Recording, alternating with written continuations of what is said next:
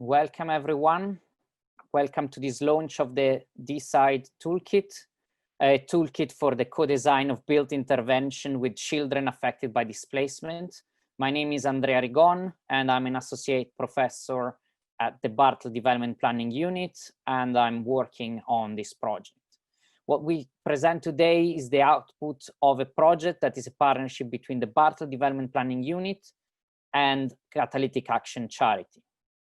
Co-design built intervention and the work of making this toolkit has brought together professionals from the areas of the built environment, humanitarian interventions, and children. And after a short framing and presentation of the core characteristics of the toolkit, we have a number of speakers who will share their reflection.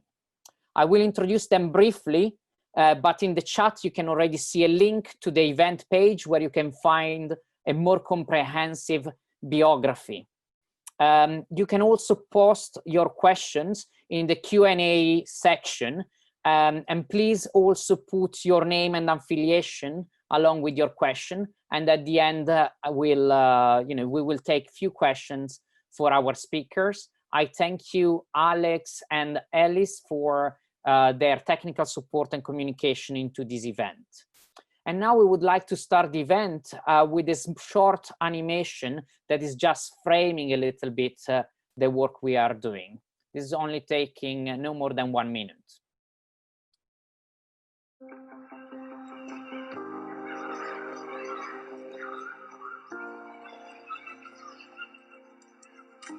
Global forced displacement is at a record high.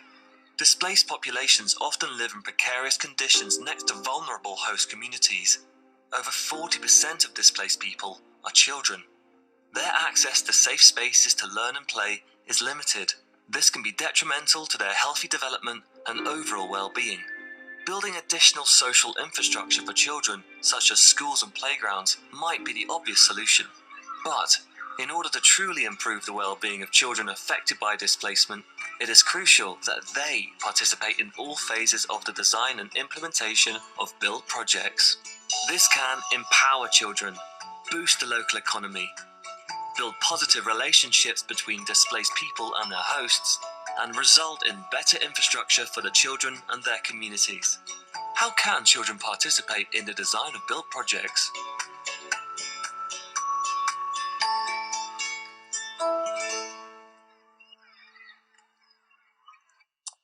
Okay, let's hear some insights into these questions then from our panelists. And now over to Dr. Sandra El Jamail from the Froebel Trust and the Institute of Education. She will give us a brief introduction on the diversity of children affected by displacement. Sandra's research concerned the importance of play for young refugee children and seeks to promote their rights and play opportunities in Lebanon. Over to you, Sandra. Thank you very much for that introduction, Andrea. And hi, everyone. So by the end of 2019, almost 80 million people were displaced worldwide. And as the video said, around 40% of those people were children. And children and their families often leave their homes behind in an attempt to escape conflict and violence. For instance, prior to forced displacement, children may be directly exposed to many distressing events. These include explosions, gunshots, malnutrition and disease. They may be recruited as child soldiers. They may be exposed to sexual violence and abduction. Children's schools, their homes are often destroyed, and their routines, their family life, and their education are disrupted. Now, when families and children leave their homes behind, they do so in search of safety. But displacement exposes children and their families to so many more distressing and dangerous events. So displaced people tend to live in unsanitary, overcrowded, and sometimes dangerous accommodation, and this can be quite dangerous for the children. They lose their income, and sometimes they don't have the right to work. And this pushes families into poverty. And this is really a huge burden on children who tend to go into child labor or early marriage, and they tend to lose their their ability to access formal education. Children also experience the breakup of families and communities. At the time, these are crucial at such points in their lives. So while children's experiences before, during, and after forced displacement may have very long-lasting effects on their overall well-being and health, it's important to keep in mind that every child is unique, childhoods are diverse, and children's individual responses to these events may differ based on several factors. So these include age, gender, personality, culture and religion, personal and family histories, in addition to the nature of the traumatic events that they were exposed to, and the frequency and the length of their exposure to these events. Now, the research has found that restoring routine, high-quality education, play opportunities, these include safe spaces for play in displaced children's lives, as well as introducing support from families and communities, may really begin to help children recover from their experiences. And play is extremely important for children and has countless benefits for children. So play is important for learning, academic outcomes, for holistic development, for children's emotional well-being. So it can actually help reduce depression and anxiety and aggression. Play may allow children to make sense of these very difficult experiences that they've had and allows them to build resilience. And this is especially important for children who have experienced forced displacement. So children can take part in different types of play. They can play alone or in groups. They can use objects literally, or they can make up scenarios and be very symbolic in their play. But the most important thing to remember is that from a child's perspective, play is free, it is self-controlled, it is self-initiated, and of course, play is fun. And the physical factors of the environment have a big influence on children's use and perception of both indoor and outdoor spaces and environments. And these may influence the types of play that emerge. And actually, lack of play opportunities, including spaces for play, may really limit children's play. So the last thing I'll say is that knowing the importance of play for children's holistic development and for their well-being, measures really should be taken to protect and promote conditions that support play. So while adults might build places for children, such as playgrounds, these mightn't necessarily meet children's needs. So children should be consulted and they should be actively involved in designing and in planning the spaces that are actually meant for them. Thank you. Thank you very much, Sandra. And now Joanna will briefly introduce the toolkit. Joanna Dabaj is an architect, urban planner, and a researcher. And Joanna is a founder of Catalytic Action and a co-investigator of the DeCID project. And she has valuable experience in architecture and development, sustainable design, cultural heritage, migration, and human rights in the Middle East. Over to you, Joanna.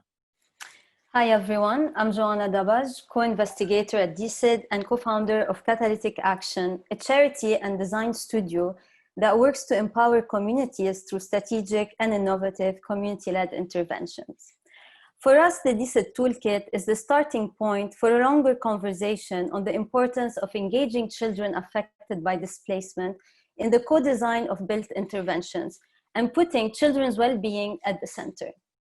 Through DeCID project, we learned from different practitioners, NGOs, academics, local communities, and municipalities who took part in a range of thematic discussions and interviews synthesized in this toolkit.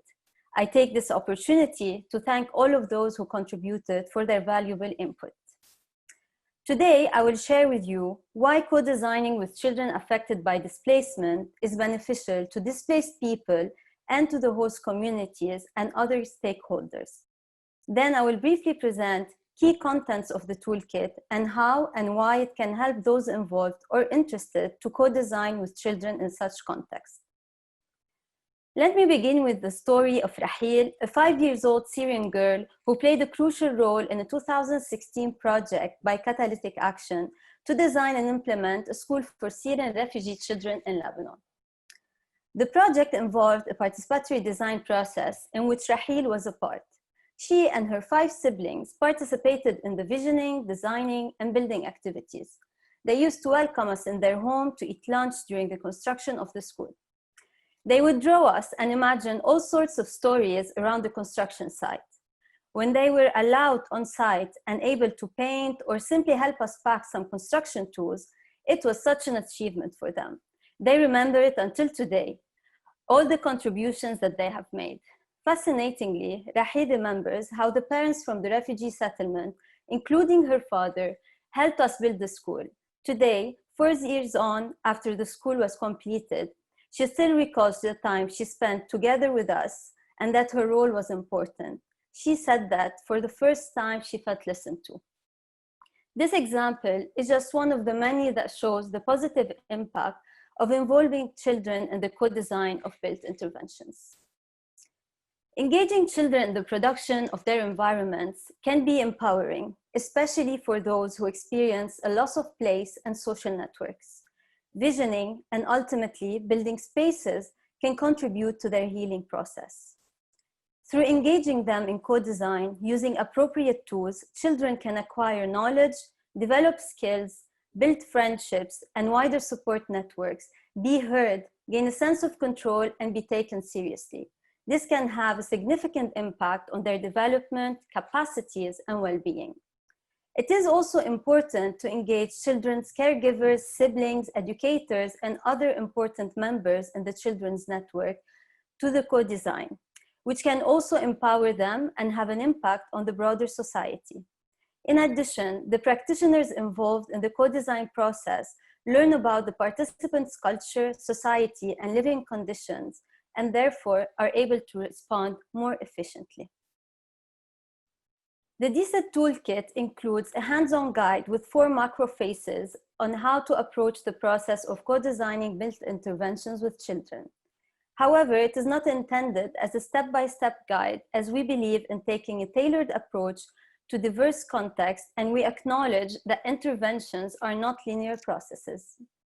The DeCID toolkit advocates for working with all potential users of a built intervention, considering their multidimensional diversity, of which displacement is only one aspect. Throughout the toolkit, we provide several case studies and practical tools which can help practitioners with the implementation of such interventions. Phase 1 is about starting up from idea to partnerships. The idea for a specific built intervention could come from a range of different sources, but it is important that children are at the center of this initial process. Carefully crafted partnerships, as well as collaborations between actors with different expertise and functions, are crucial for such interventions. Children and their caregivers are fundamental partners in this process. Other key actors include their broader communities, local governments, NGOs, and the private sector. The toolkit provides a guide on the range of actors involved and the expertise required for each phase of the process.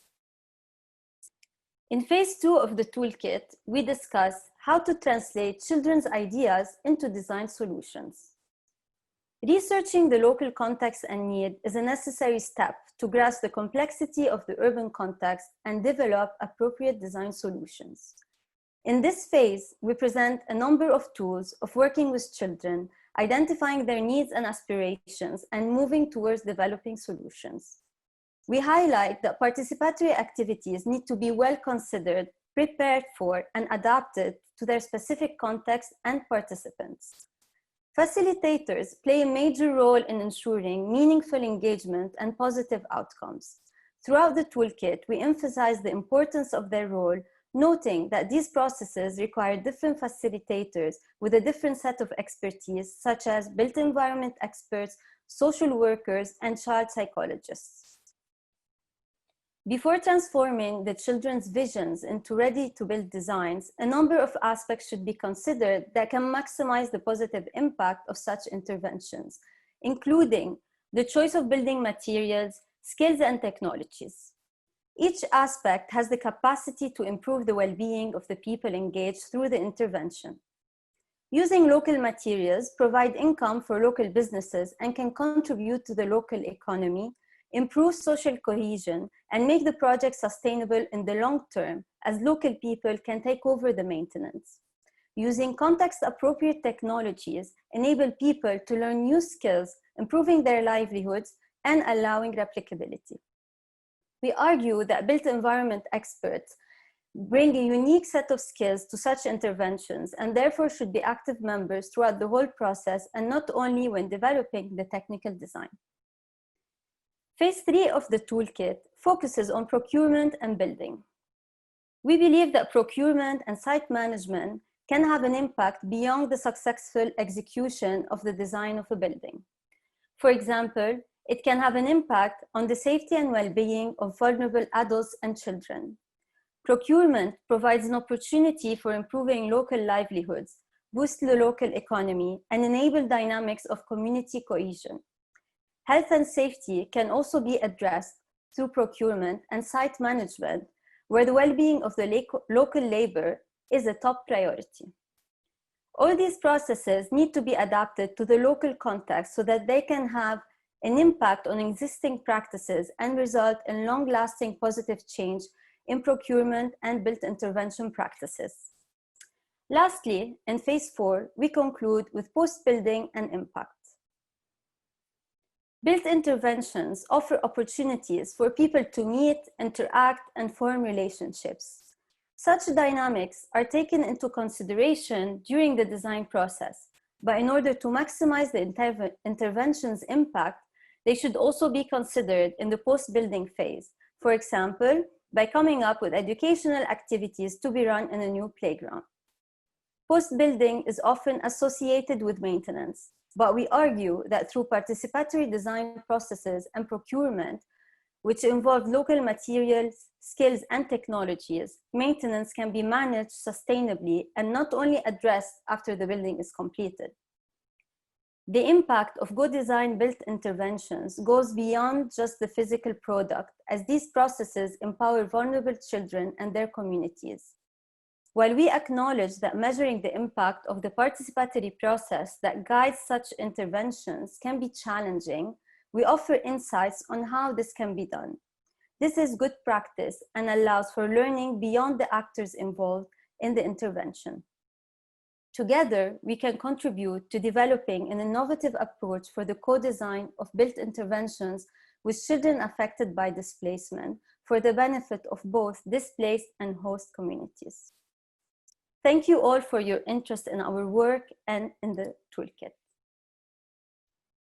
Thank you very much, Joanna. And now I'm introducing Gareth Owen. He has been the humanitarian director at Save the Children UK since 2007, and Gareth has led operational responses in every major emergency over the past decade and was awarded an OBA in 2013 for services to emergency crisis response abroad. Thank you, Gareth. Thank you very much, Andrea, and good afternoon, everybody. It's wonderful actually listening to this. It truly is. I work for Save the Children. My job is to help children in crisis all over the world, and it's lovely to see, Johanna, your pictures from Lebanon. Lebanon's the last country I actually went to prior to lockdown. That's been our collective existence for the last few months, and I went up into the Bekaa Valley onto the Syria border, returning there actually, and of course I met children who were in the most extreme of circumstances, who were experiencing the things that you've already heard come through in the conversation this afternoon. Children who have been displaced for far too long, living in conditions that are abject, without access to safe play, without access to education. Children who are working for a living, long hours, just to make ends meet for their family. So it's wonderful to see the focus on this vital area. One thing that hasn't been mentioned, we've heard about the numbers which are shocking, the 80 million displaced, which means more than 30 million children, but it's often overlooked how long people are displaced for. So if you're a child in another setting where I've been to, which would be in northern Uganda, a place I worked as a much younger man, building settlements for refugees in the mid-90s. There are people there now returning who were children in the mid-90s in the settlements that I built, coming back again, fleeing again conflict, bringing their own children. They feel safe in Uganda, but they know that they could be there for a decade, which could be the whole of an education for their children. So projects like this and this kind of approach, frankly, nothing could be more important, really, certainly in humanitarian aid, to our opinion, at Save the Children, because you've heard really, some really key phrases come through around what this is about. Listened to, a child saying, "I feel listened to." That's huge. That's hugely important. The ability to see things through children's eyes when children are the focus of your assistance is absolutely vital. So already it's clear, and it's great to hear it, that this is not the technocratic worldview that occupies so much of what we do.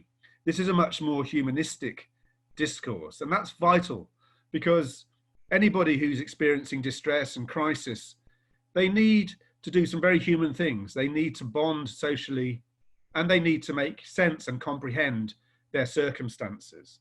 So this is all about the human touch, the vital human touch, the compassion, the love that we have to show children if we're going to be meaningful in the assistance that we offer.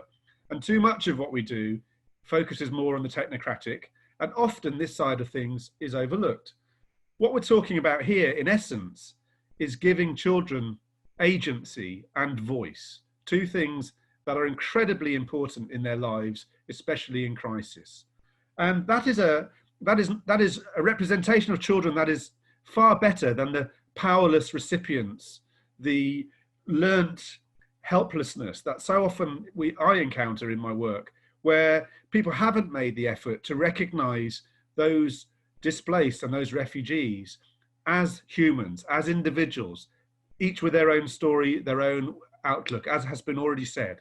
And it's vital, if you're going to be working in the humanitarian world, to always bear that in mind. Though we deal in such big numbers, it's all about agency and voice. That's a psychological impact that you're having. And when we do this well, it gives people hope. And it helps with that sense of normality that can never be brought back fully. But any sense of normality, whether that's through play, in the child-friendly spaces that we operate always in emergencies to save the children, or in the built environment, often in the urban environment, which is more normal now for refugees, anything that creates an environment where a semblance of normality can be restored will bring a huge impact in helping children recover. And we've heard that. So I'm just reiterating these points that have already been made, because they are so central and so vital. And it's not easy, by the way. Children participation is not straightforward. I'm going to finish in 1 second, but it's not easy because children will challenge you. And if you're going to work in this way, then you have to act on what you hear. And that is the challenge. But doing that well will bring quality to what you do. It will have immeasurable benefits for the children themselves. And so the impact of what you're trying to do as humanitarians will be way more meaningful for everybody concerned. Thank you very much. And thank you so much, Gareth, for your inspiring comments. Thank you so much, really. And now Cecilia Vaca-Jones, I'm going to introduce her. She's the Executive Director of the Bernard Van Leer Foundation. She has over 20 years of experience managing social development policies and programs. Cecilia was the Coordinating Minister of Social Development of Ecuador from April 2013 to 2016, where she championed policies to improve the conditions of children, women, and indigenous populations. Amongst the most relevant policies she launched, we highlight the cross-sectoral early childhood policy. Over to you, Cecilia, and thank you so much for being with us. Thank you, Andrea, and thank you all. I think it's an amazing event on launching this tool, so congratulations to you all for this effort. And I wanted to share some pictures with you of the current work that we do as Bernard Van Leer Foundation, because I always think it's easier to show through pictures what we're doing. But let me just first start saying that, of course, the Bernard Valier Foundation centers a lot of its action basically on understanding what happens with very young children. So we're not talking about children in general, but focusing on babies, toddlers, and the well-being of their families and caregivers. And I do want to start showing this picture, which is a refugee camp on Tanzania in 1994. And the one thing I want to highlight about this picture is the unlimited number of interactions that you can see through this picture happening among babies and the different caregivers around the camp. And this is the picture of a refugee camp in the Boa Vista, which is a city that is basically hosting all the Venezuelan migrants. It's right in the borders with Brazil, between Brazil and Venezuela. So it's quite interesting to see the difference of many of the settlements. But the main reason I'm showing these pictures is because of what we have discovered on our work during this last 4 years. And for those of you who don't know about our work, we have this approach that we call Urban 95, which is trying to suggest on different build interventions and work with mayors, with urban planners, and with different people that actually think from the perspective of a child that's around 3 years old. That's why we call it 95 centimeters, which is the height of a healthy 3-year-old child. And what we've learned during these years is that basically when we're talking about built infrastructure and having different solutions, we of course want to have children involved in the design of the solutions, but we also want to think that all the different building solutions need to think about the building connections. And here I want to emphasize on the benefits of the first 1,000 days, because many of you might not know, but during the first 1,000 days, babies can make up to 1 million connections per second. So if we think about this huge opportunity that we have in order to influence the well-being of babies, we got to think that the build infrastructure that we are designing needs to enable positive interactions starting from the pregnancy period, but also when the children are very small. So we're thinking about built infrastructure that can support interactions between children and caregivers, between children, between caregivers, children, and the surrounding spaces. And of course, in all the different journeys that people, but especially displaced people, need to explore when they are arriving to these new settlements. And I want to share with you a couple of examples of what we believe have become successful experiences on build infrastructure that is really trying to enforce healthy environments. And again, please take this as an advice on thinking on the very young people that are usually living these situations of displaced situations. And we know that 40% of these are children, but we know that about 20% are children under 5. So this becomes quite impressive when you see it in numbers around the world. And probably I just want to share a couple of pictures of some of the work that we've been doing in some cities, which is quite interesting. These are some pictures of Bogota in Colombia that it also has and hosts a lot of displaced people from Colombia, but also from other countries in the region. And it's quite interesting to see how in many neighborhoods you can come together and just like work on inclusive solutions that can really bring everybody together at the neighborhood level, but maybe highlight the potential that you have on using art and play to really stimulate the way that you use the public space. We see that even in the current context of COVID-19, thinking about the use of the public space, but especially thinking about the use of streets becomes very helpful, because then you understand that the immediate public space that you can have in any different urban context are the streets. And there's a lot that you can do at a street level with very low cost, effective solutions that can really bring this idea of inclusion, of trying to work with these huge gaps that we might be seeing in our different cities. This is another picture of some of the work that we're currently doing in India. Again, India is a huge country with a lot of displaced people or people migrating from one place to another, seasonal workers that are constantly on the move. So understanding how these populations can adapt to this new urban context also becomes like a big challenge in any given urban setting. And maybe this example that I really like, because it really focuses on the early years, is again Boa Vista, which is the city in the borders between Brazil and Venezuela.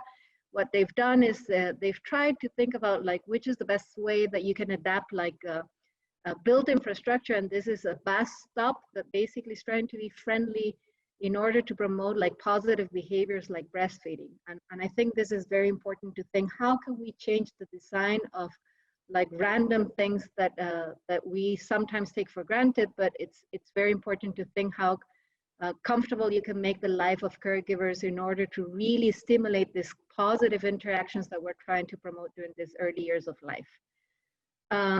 And maybe this other example, which I really love, on the picture on your left, again, you're seeing an example of Boa Vista, and like 60% of the women on that workshop are from Venezuela. But what I find it really amazing is how the mayor of Boa Vista, so again, you can see also the will of, or the political will to really support some of this idea. Basically what they did is just integrated all these Venezuelan women who were pregnant in order to give them advice during the pregnancy period. But for me, what's amazing is how they were able to adapt the built environment into really creating an inclusive and welcoming environment to protect all of these children. Finally, I just, again, want to congratulate you all for the amazing work that you've done with this tool. I think there's a huge potential to come together with very effective and low-cost solutions that can really improve the life of many young children and families and people around the world. Thank you. Thank you so much, Cecilia, for the impressive presentation on the work of your foundation. And now I want to introduce DeCID Aubrey, who is the Inter-Regional Advisor at UN Habitat. Previously, he was UN Habitat Regional Director of the Arab States. He's skilled in urban policy, urban planning, sustainable urban development, and crisis recovery, and is also an alumnus of the Development Planning Unit. Over to you, DeCID. Thanks very much, Andrea. So yeah, thank you. I think a lot of the importance of engaging children in the co-design of public spaces has been covered quite well in the interventions so far. And I'm pleased to also see that my colleague Cecilia Anderson is online. Within UN Habitat's Global Public Space Program, which Cecilia is managing, we've been working in over 100 different public spaces, ones which literally often didn't exist before we engaged. And we find that the experience of engaging children in that public space design process has strengthened their ownership, has ensured longer term maintenance because the kids will look after what they've created. It also helps strengthen that social contract between young people and governments, and particularly in those conflict areas where I was working previously. It's that lack of social contract that has led people to want to find other entities to trust and belong to. And the possibility of local government working with young people, I think is extremely important to maintain peace, to strengthen peace, etc. Moreover, children feel listened to, and by co-creating with others, you are also strengthening that sort of sense of social cohesion. A lot of the work that we've been doing has been in very ad hoc places, sometimes just a street, sometimes a courtyard between buildings, not your typical public spaces. And we find that many of the places that we're working with, informal settlements, etc., public space just simply doesn't exist, and it needs to be created with whatever space that can be found. I know we've had a few mentions of Lebanon, but an example where we've actually worked in the context of displacement has been Lebanon, Jordan, Palestine, and other places. And an interesting experience we had was in Nabah, in Burj Al Hamoud, and my colleague Mariam is also online, and she could talk much more about this. But Lebanon, as we know, has very few public spaces. Less than 1/10 of the per capita public space that the WHO recommends. And we've seen a massive privatization of public space, not just in Lebanon, but worldwide. And we felt that while we were trying to deal with those practical concerns of water, adequate housing, basic services, etc., there was a need to go beyond that technical, but in a process of engagement. And we felt that public space would be an opportunity to bring communities together.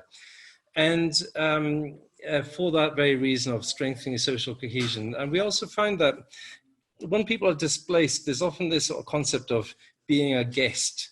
And being a guest sounds nice because it means that you're welcomed and is good, but it also means you're temporary.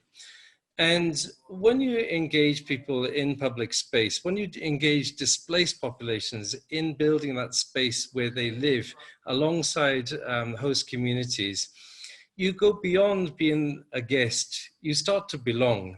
It's not like you're a guest and you have to be polite and you have to sort of make sure you're not seen. You know, you come right into the middle of things. And it's psychologically, building that bridge from being a guest to being someone who belongs is so critical. And that was what building public space, co-building public space offers. But then how do you get kids to interact? Sometimes kids and youth are a bit awkward with each other, particularly in that context of displacement where you're a Syrian refugee and you're living in the Lebanese community. You don't know whether you're trusted, maybe you're not trusted, you're not known. So how do you then suddenly have a fantastic workshop where everybody is, you know, kumbaya, building a public space together? We've actually found technology to be quite interesting there. Within our block by block program, supported by Microsoft, we've been using Minecraft to engage children. And we'd have a big workshop, maybe there'd be 25, 30, 40 people there in small, and we break them into small groups of 3, where they in front of a computer, and suddenly in front of a computer, a child or a young person can suddenly interact. They're in their comfort zone. They don't have to speak actually to people. They can speak to their computers. They can build something. But actually, by co-creating something together, in a large workshop through Minecraft, you're actually starting to solve different problems. You're solving spatial problems. You're actually conversing, and it's an entry point. Over time, the workshop normally takes about a day and a half. People are actually conversing face to face, which is wonderful. But it's a great starting point because it allows you to model a space, a real space, but interact, have your discussions, raise concerns. And actually, we found that process was very effective at building social cohesion, not just in Lebanon, but in other places, Palestine and other places that we've started to work. So I think just to conclude, because I know I only have a few minutes, it does give agency, it does give voice, as mentioned. We have to look at a process. We have to make the process relevant. And I do strongly believe, I think this one we did, it was started in 2017, but we were able to see the results of trust starting to build between displaced refugees and host communities. So it is working for us. Over to you, Andrea. Thank you very much, DeCID, and thanks for presenting the fantastic work on public space that Johanna Habitat is doing. And you know, your publication have inspired lots of the things that are in this toolkit. And now let me introduce you to Peter Auburn. He's a chartered architect and strategic client advisor. He's a former trustee and board member of the Royal Institute of British Architects and served as Vice President International until 2017. Peter is Vice President Europe for the Commonwealth Association of Architects and was appointed a council member of the International Union of Architects. He's also a trustee of Architecture Sans Frontières UK, a steering group member of the Global Alliance for Urban Crisis, and the chair of the UK Built Environment Advisory Group. Over to you, Peter. Andrea, thanks very much. I was actually thinking as others were speaking how little experience I actually had of working with children, and then when Gareth made reference to the challenges of working with children, I all of a sudden remembered actually that I did serve as a facilitator for several years on something called the Muscat Youth Summit, which was all around engaging young people in urban issues, and my recollection from that series was not only how challenging it was, but also how much energy and engagement the young people brought to that series. So thank you for inviting me to be part of this session today, and congratulations to all of those involved in the development of the toolkit. I'd like to kind of just zoom out before zooming back in maybe, and say that, you know, what can be more important than empowering those who are amongst the most vulnerable to help shape their own environment and to help shift from being powerless to being empowered. So I'd like to just offer a quick handful of reflections that touch on the importance of the built environment and the role of built environment professionals in this context. So speaking as an architect, I think that for too long we've lived in a world which has increasingly allowed an orthodoxy to exist, which has segregated normal daily practice from international development and humanitarian response and all the issues that come with those two. But there are signs, I think, that things are slowly changing, and I'd like to offer perhaps just 3 examples of those changes from my own experience. So the first example is the recognition that the nature and scale of humanitarian crises are becoming more urban, and that the nature of urban crises requires a much more effective interdisciplinary multi-sector response.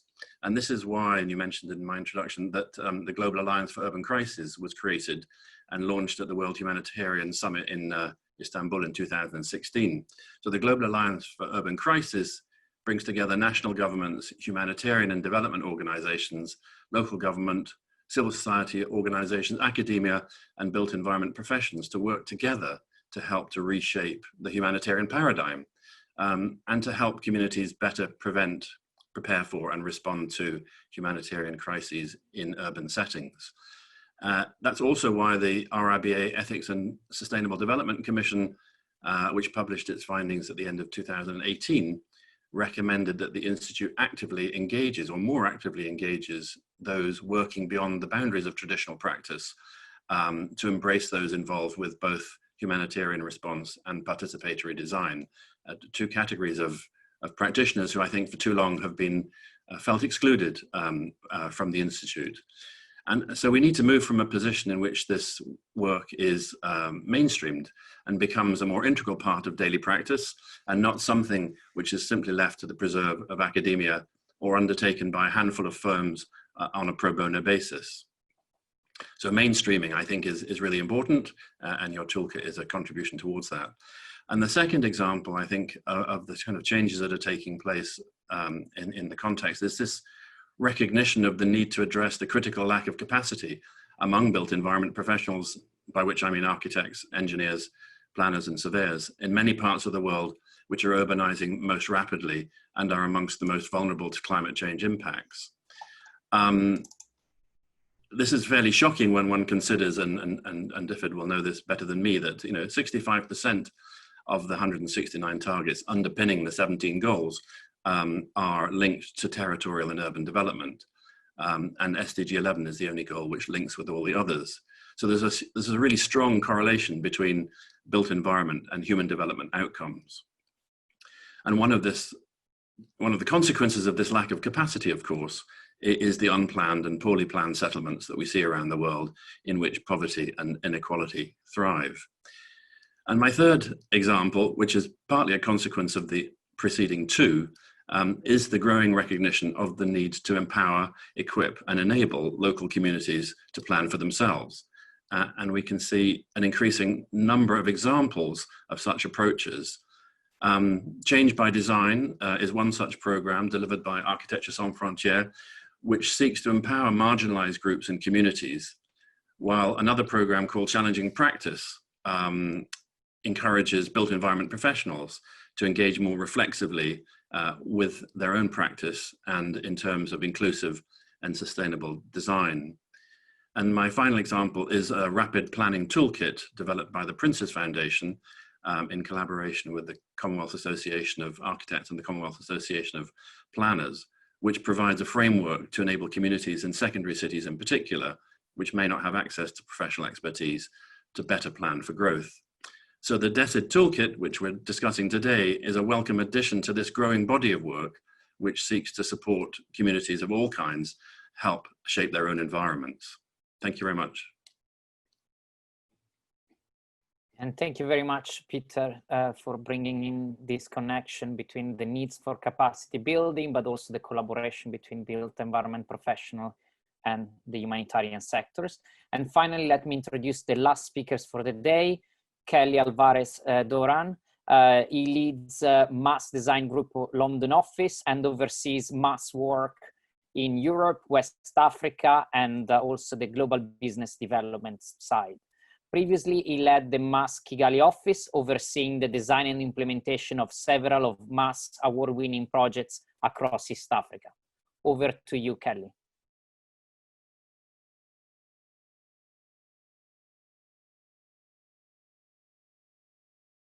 We need you to unmute.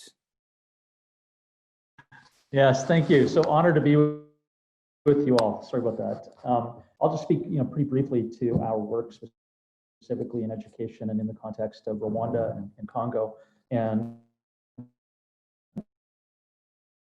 specifically around how it relates to both children and their parents. Our organization started in Rwanda a decade ago. Our kind of mission statement is that architecture is never a neutral act, that it either heals or hurts, and that our mission as an organization of architects, engineers, and designers is to research, build, and advocate for an architecture that promotes justice and dignity. We help organizations amplify their mission. So we often work with other nonprofits and to build spaces for them. And one of them is in Mabuga Primary School, which is in northwestern Rwanda, near Congo. And when we started off, it was had the lowest performing students in the entire district. And our hypothesis was that governments had to do not just with the interior space of the classroom that they were in, but also the nature of the space of play in and around the school. So the renovation and addition of the school really looked at how to improve interior air quality, temperature, thermal comfort, light, to improve the learning environment, and also to create the spaces between buildings to be spaces of play for all ranges of children. So buildings that we added to the playground actually created zones where the space of play is quite different for children in grades 1 and 2 as they are, in the upper years of 5 and 6. So we created 3 distinct zones for different scales of play suited to the age and the proprioception of children. And you can see also that these playgrounds, in thinking and conceiving of what they could be, really took advantage of the materials in and around what we could find quite cheaply. So you can kind of see an old car chassis as the box spring beneath these little platforms on the left that you can jump up and down on. The making of these projects is really an opportunity to engage a community, talking about the local materials and the economic benefit. I want to talk specifically about engaging as a parent, the parents of these people, of these children, in the making of the space for their own children and really connecting them to the space of play and education.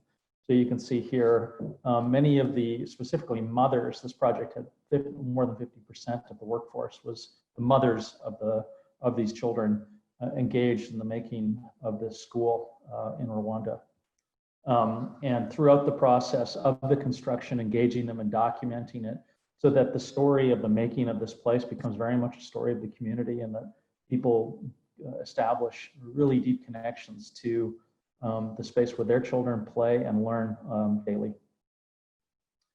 Secondly, the project that we did in the middle of Congo, where we were working with a conservation group, brokering the deal with the community. We will build your children a school if you kind of retreat from slash and burn agriculture and poaching. This is in the middle of Congo, a very difficult part of the world to access, probably the most difficult, really, as you can see. And the concept of the school was really around how habitat and agriculture also relate to community and spaces of play and spaces of learning. And so this diagram really becomes the architecture, so to speak. So you can see here in one area, this community space that goes through the building to the entry.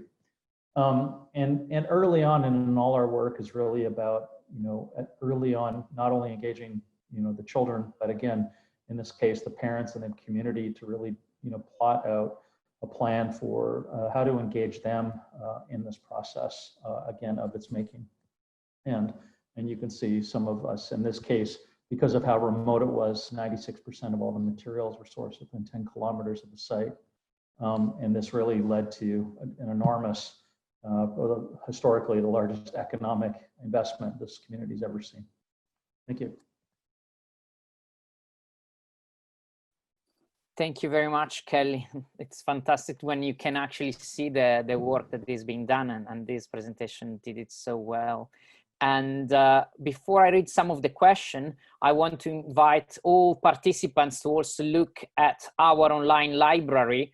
The link, you'll find it in the chat, that presents and link to existing resources on participatory design, children participation, and children in displacement, and of course on child-friendly spaces. You know, a lot of these resources have been produced by the organizations of the speakers in this call, and this is just a place where you can actually search and find a lot of these fantastic resources. And we also recommend some that we find more useful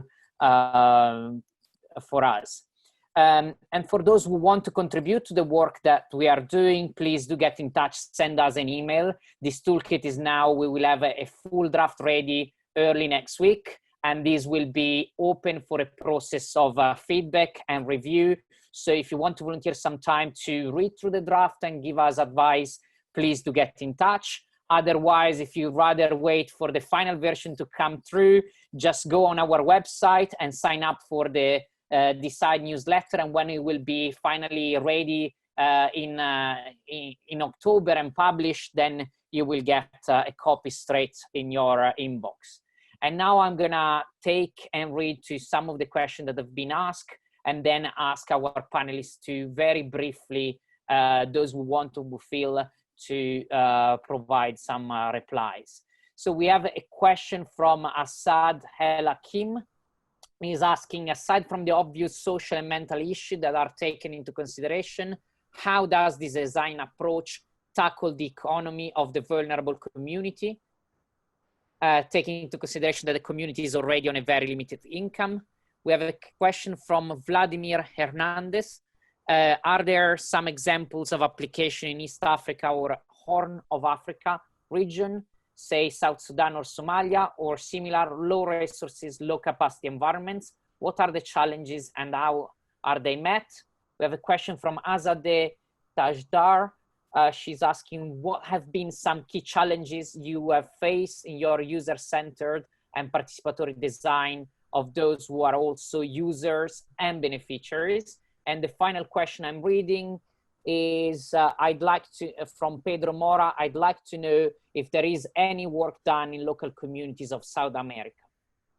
Okay, open to the speakers, and maybe we can start from Kelly, and it's really just a very flash response to any, you can pick up one single thing and address it.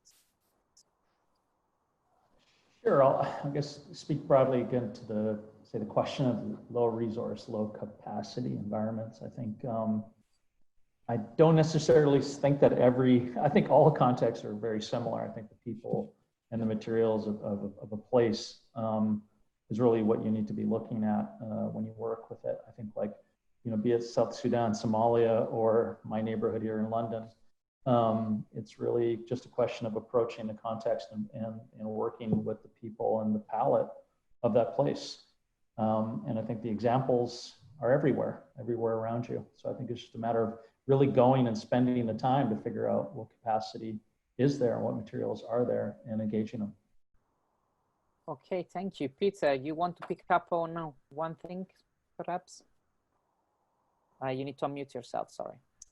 Sorry, I'd just like to pick up on the question about some of the key challenges that have been faced in dealing with participatory design. And we're actually running a parallel program ourselves on Commonwealth-related matters at the moment, and have been featuring a project in Sierra Leone where we've been working with the Rapid Planning Toolkit, which I mentioned previously.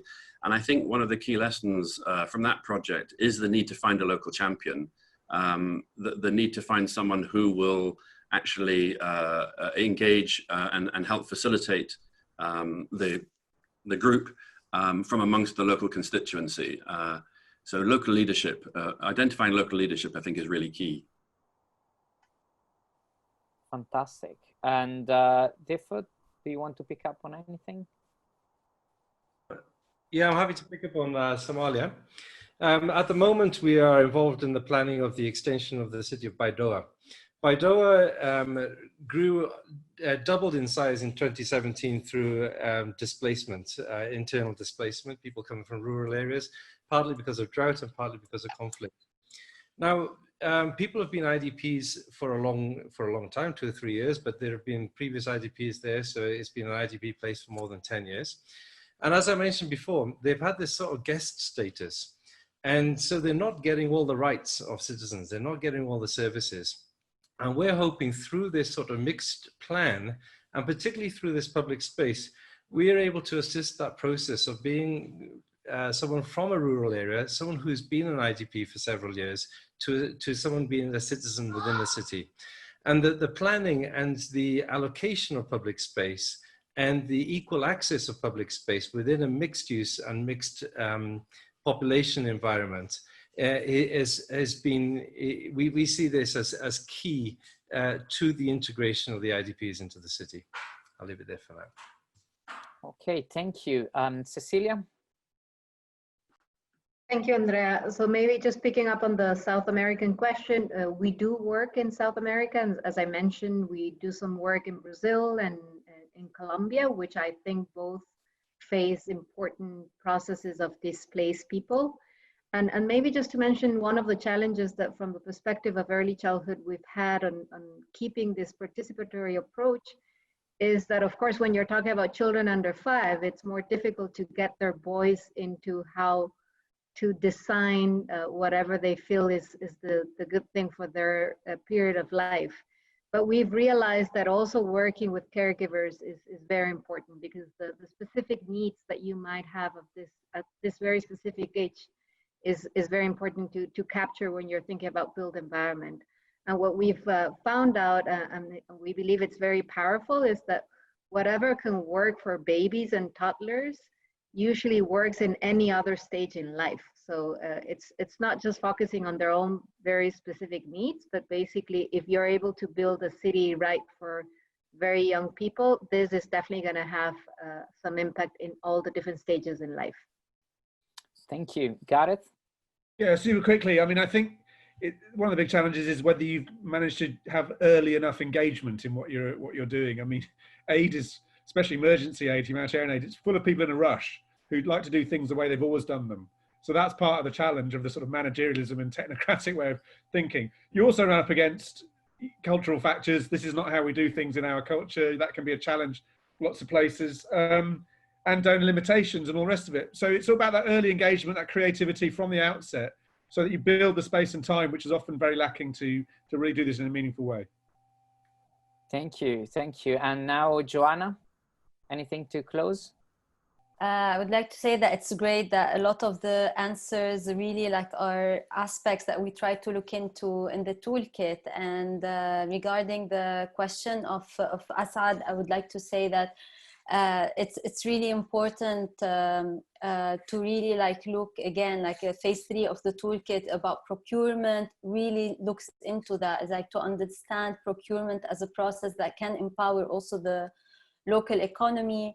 And about the challenges of participation, just quickly, yes, everyone spoke really well about them, but I think our role about starting from the beginning and really knowing the context really helps us address a lot of these challenges and not just come in as external actors, but work with the people, have champions, as Peter No said, from the community, and work with them and not impose ourselves and our ideas on the localities. Yeah, I think that's it. Okay, Sandra, do you want to have the final word? Well, I'll just add a very small point that children of all ages, even the youngest of children, as Cecilia was saying, can be included in this process, and it's the facilitator's role to find the right tools to use with these children to make their voice to make their voice heard. Okay, thank you so much to all those who connected into this event and all those who will be watching this live on Facebook or will watch this later on Facebook and YouTube. And of course, a big thanks to all our wonderful speakers. Have a lovely day, everyone. Bye.